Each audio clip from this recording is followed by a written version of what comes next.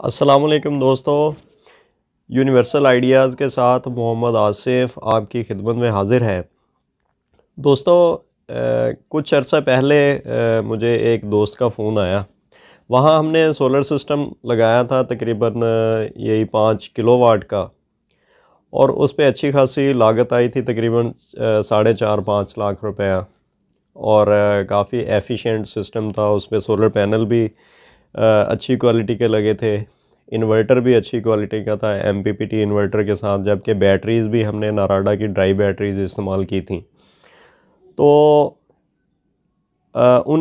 जब उनका फ़ोन आया, उन्होंने कहा कि जी इतना बड़ा सिस्टम लगाने के बावजूद हमारे बिल में कोई खातर-खा कमी नहीं आई। तो मैंने एक अपने जो टेक्नीशियन है उसको साथ लिया और प्रोजेक्ट को विज़िट करने के लिए चले गए। वो प्रोजेक्ट था इस्लामाबाद E11 4 में। तो सिस्टम को हमने विज़िट किया, उसमें कोई किसी किस्म का कोई फ़ाल्ट नहीं था। हर चीज़ जो है वो बेहतरीन तरीके से काम कर रही थी।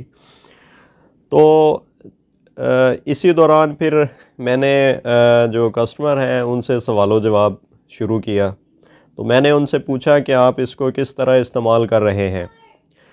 तो उन्होंने कहा जी नॉर्मल तरीके से इस्तेमाल कर रहे हैं। मैंने कहा कि आप इस तरह यानी आप ये बताएं कि वॉशिंग मशीन किस चीज़ पे चलाते हैं।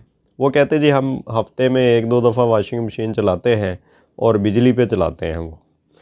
फिर मैंने कहा कि आपकी जो पानी की मोटर है वो किस टाइम चलाते हैं। वो कहते हैं जी ज़्यादातर हम सुबह तकरीबन 5:30-6 बजे चलाते हैं और उसके बाद रात को चलाते हैं। तो फिर टीवी उनका जो था वो भी बिजली पे चलता था। तो मैंने कहा कपड़े वगैरह प्रेस करने की क्या टाइमिंग है। वो भी कहते हैं कि जी हम तकरीबन रात को 9-10 बजे जो है वो अपने कपड़े प्रेस करते हैं।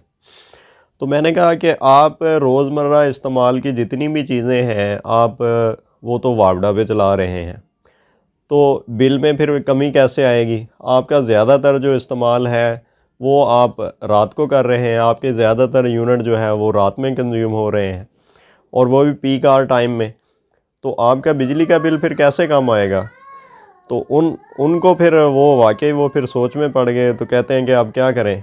मैंने फिर उनको शेड्यूल बताया कि आप इस तरह करें कि सुबह 10 से 12-1 बजे के दौरान जो है ना वो कपड़े प्रेस करें। वॉशिंग मशीन जो है वो आपने जब भी चलानी है वो 9-10 बजे से लेके 2:30-3 बजे तक किसी भी टाइम आप वॉशिंग मशीन चला लें। फिर इसी तरह जब भी आपने पानी की मोटर चलानी है वो दिन के टाइम जो है जब सोलर की प्रोडक्शन अच्छी खासी होती है तो उस टाइम चलाएं। और टीवी फिर हमने उनका और टीवी जो है वो हमने उनका फिर वो भी सोलर पे कर दिया, और फ्रिज वगैरह वो भी उनके कनेक्शन वगैरह वो प्रॉपर तरीके से पहले भी किए थे, लेकिन वो उनका उसमें जो है ना वो चेंज ओवर उनका हमने लगाया था। तो वो भी हमने हटा के फिर उसको वॉशिंग मशीन को फ्रिज को भी हमने सोलर पे कर दिया। तो उसके बाद फिर हमने रिपोर्ट ली तो उन्होंने कहा कि जी इसका अच्छा खासा हमें फ़र्क पड़ा है।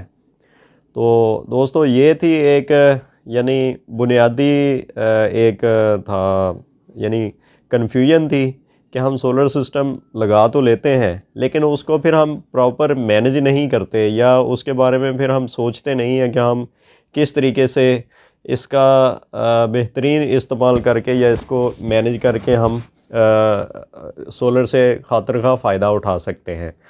इसके अलावा दोस्तों 5 किलोवाट से ज़्यादा या 5 किलोवाट का जो सिस्टम है आप उसकी जो है वो नेट मीटरिंग कर लें। यानी अगर आपका दिन के टाइम ज़्यादा इस्तेमाल नहीं है सोलर सिस्टम का तो ज़ाहिर है बहुत सी प्रोडक्शन जो है वो बच जाती है, इस्तेमाल में नहीं आती। तो आप नेट मीटरिंग करके वो वापडा को दे दें और रात के टाइम वापडा से वो यूनिट ले लें। तो इस तरह ये फिर एक बेहतरीन तरीका हो जाएगा गिव एंड टेक का, तो जिससे बिल कम किया जा सकता है। तो दोस्तों कैसी लगी आपकी वीडियो आपको वीडियो, तो इसके साथ ही इजाज़त चाहता हूँ। वीडियो को दोस्तों के साथ शेयर भी कीजिएगा और चैनल को सब्सक्राइब भी कीजिएगा। इसके साथ ही इजाज़त चाहता हूँ। अल्लाह हाफ़िज़।